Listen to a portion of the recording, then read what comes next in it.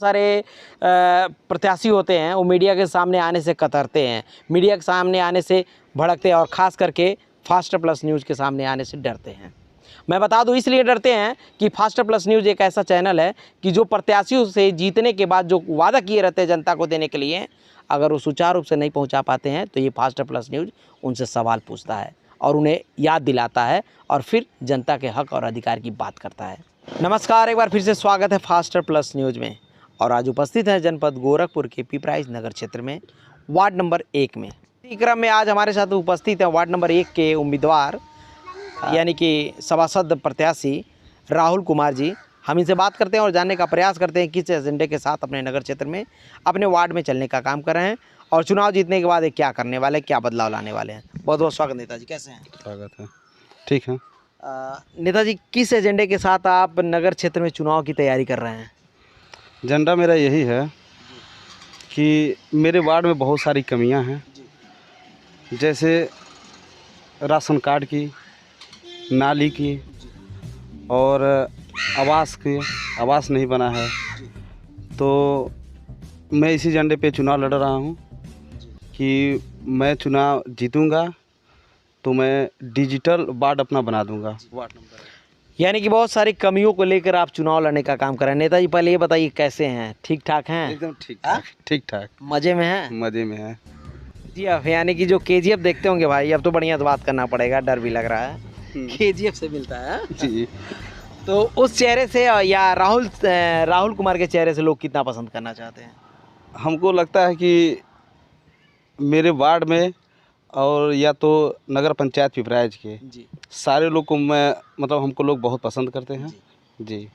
तो केजीएफ में भी तो रोल बेहतर दिखाया गया, राजनीतिक से भी रिलेटेड है और फिर जनता का भी प्रेम स्नेह दिखाया गया है। तो आपका कितना जनता के प्रति स्नेह रहता है अपने वार्ड में? आप शायद देखे होंगे केजीएफ फिल्म, उसमें गरीबों का कितना मदद करता है जी।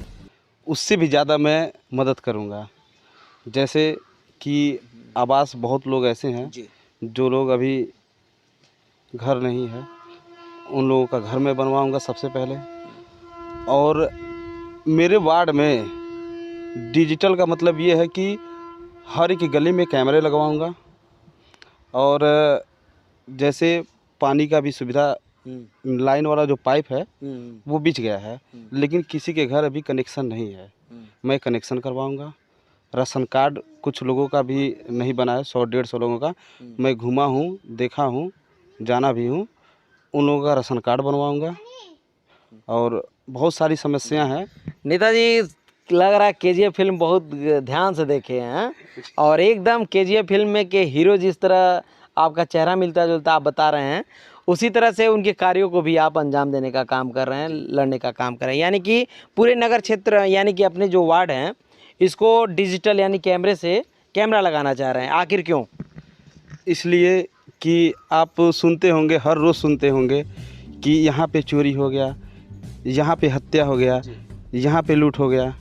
ठीक, कैमरा से ये होगा कि लगवाने से कि अपराध कम हो जाएगा। बहुत ही अच्छी सोच है कि अपराध कम हो जाएगा।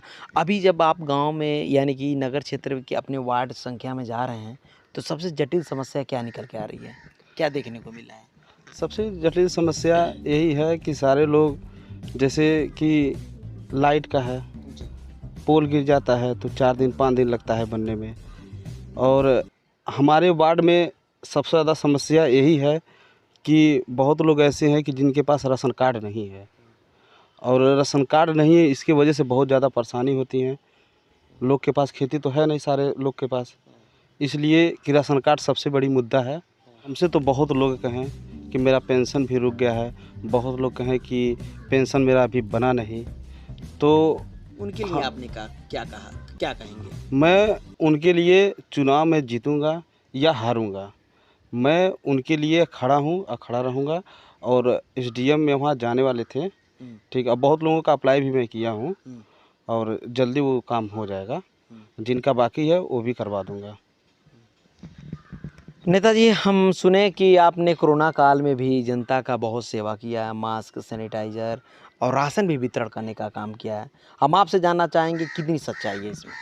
सच्चाई तो आप जनता से पूछ सकते हैं जी। जनता जानती है और ये मानती भी है वो लोग कहते भी हैं। जैसे मेरे गांव के ही हैं, मेरे वार्ड के हैं, इनसे भी पूछ सकते हैं कि कोरोना काल में मैं कितना मदद किया हूँ, और सैनिटाइज़र और मास्क सारा चीज़ मैं मतलब गांव में जो लोग उस लायक नहीं थे, खाने की व्यवस्था नहीं था, मैं व्यवस्था करवाया था। उम्मीदें आपसे लगी हुई है, हाँ? उम्मीदें एक लगी है कि कोरोना काल में जिस तरह से आपने सेवा किया है, बिना किसी पद पे रहते हुए भी, अगर आपको पद मिलता है तो उससे भी बेहतर सेवा करेंगे। तो हमारे चैनल के माध्यम से और जनता से क्या कहना चाहेंगे?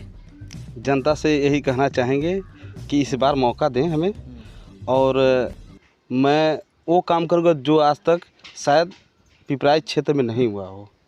एक समस्या और है, प्रत्येक आपके नगर क्षेत्र में जो वार्ड आता है, यहाँ की जनता भी पानी, चूँकि सभी लोग जानते हैं दूषित होते जा रहा है, पीने योग्य पानी नहीं मिल पा रहा है, लेकिन पीने योग्य पानी को खरीद के पीना पड़ रहा है, और प्रत्येक घर में 20 रुपये की बोतल आती है बड़ी वाली, उसी को खरीद के लोग पानी पीते हैं।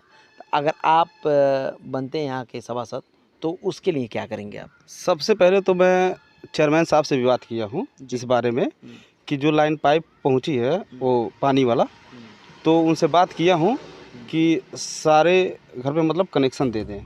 तो वो कहे हैं कि 10 दिन 15 दिन रुक जाइए जी। 400 फीट शायद कि 200-400 फीट गड़ा है, तो पाइप लाइन बिछ चुका है वो, हाँ, और वो जल्दी हम करवा देंगे सबका। अच्छा, चलिए, बहुत ही अच्छी बात है। पीने योग्य पानी सभी को मिलना चाहिए, पानी पीने का अधिकार सबको है, लेकिन ख़रीद के पीना बहुत ही लाजिम चीज़ है। और हमें जब धरती माँ ने पानी इतना दिया है, तो हमें और आप सभी को, नगर क्षेत्र की जनता को, शुद्ध और हमेशा पेयजल मिलना चाहिए। ये जिम्मेदार लोगों की जो भी ये जिम्मेदारी है, इसको सुचारू रूप से मुहैया करानी चाहिए। हम आपसे बात करेंगे, चूँकि युवा हैं, तो कहीं युवा समझ के आपको बुजुर्ग लोग दरकिनार नहीं करते हैं? नहीं नहीं नहीं नहीं नहीं, ऐसी कोई बात नहीं है। वही लोग तो हैं कि उन्हीं लोग की हिम्मत पे तो मैं चुनाव, वही तो कहें सब कि आप चुनाव लड़िए, हम आपके साथ हैं। अच्छा, अभी माहौल कुछ चल रहा है कि हो सकता है नगर अध्यक्ष का चुनाव भी जो है सीट में कुछ बदलाव होने वाला है। ऐसे में अगर बदलाव हुआ सीट में, तो क्या चेयरमैन के उम्मीदवार हैं आप?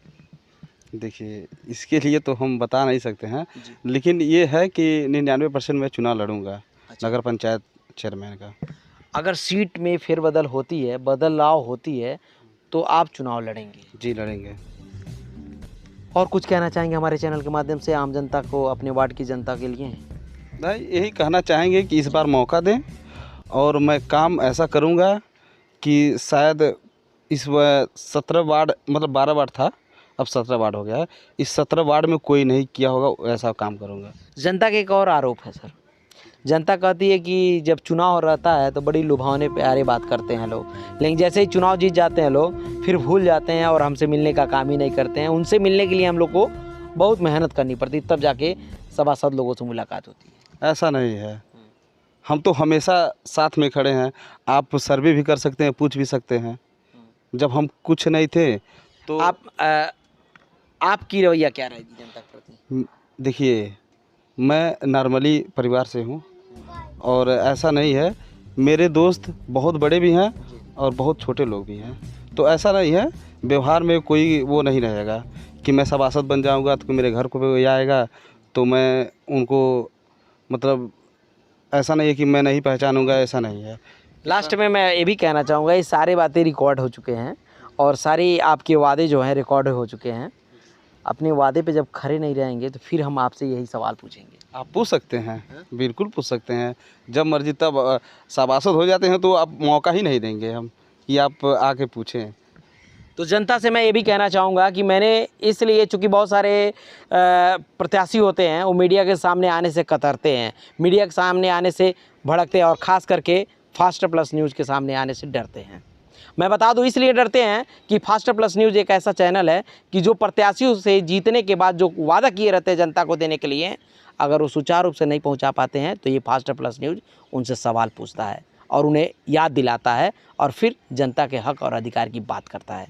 इसीलिए बहुत सारे प्रत्याशी जो हैं कतरते हैं हमारे फास्ट प्लस न्यूज़ पे आने के लिए। तो मैं आपसे धन्यवाद कहूँगा कि आपने मेरे फास्ट प्लस न्यूज़ के चैनल पे आपने जो वादा किया है वो खरे उतरेंगे, अन्यथा फिर हमारा फास्ट प्लस न्यूज़ आएगा और आपसे बात करेगा, और फिर आपको याद दिलाएगा, फिर आपको एहसास कराएगा। तैयार रहिएगा।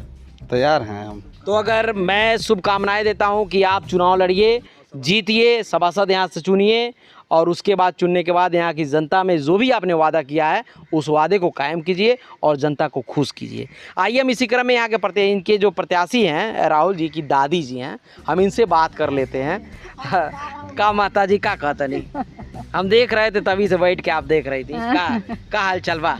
सब बढ़िया हाल चल बा, बढ़िया हाल चल बा। राहुल नाती चुनाव लड़ा। हाँ, हमार नाती चुनाव लड़ता। ऐसा पंच हमारे नाती को उधार कर दे। हमार नाती तवन घटल है, बढ़ल है, तुलसी में है और चीज है, हमार नाती लेके तैयार बा और उसो तैयार रहल लड़का।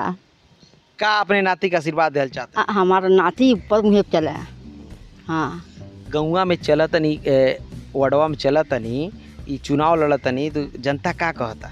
जनता कहता राहुल बड़ा बढ़िया हमें आ राहुल के दे आ राहुल के कौनो बात होला तो राहुल हमके बुद्धि देला, विचार झगड़ा नहीं है? नहीं नहीं, हमारा झगड़ा नहीं हमार नाती झगड़ा फरियावेला, झगड़ा नहीं थी करेला। तो का कहल चाहतनी जनता से? जनता से यह हाथ जोड़े के बा, हमार तैसे बबुआ हमार तैयार भई न, ऐसा हमारे बबुआ के उद्धार करे लोगन पर अथी करें।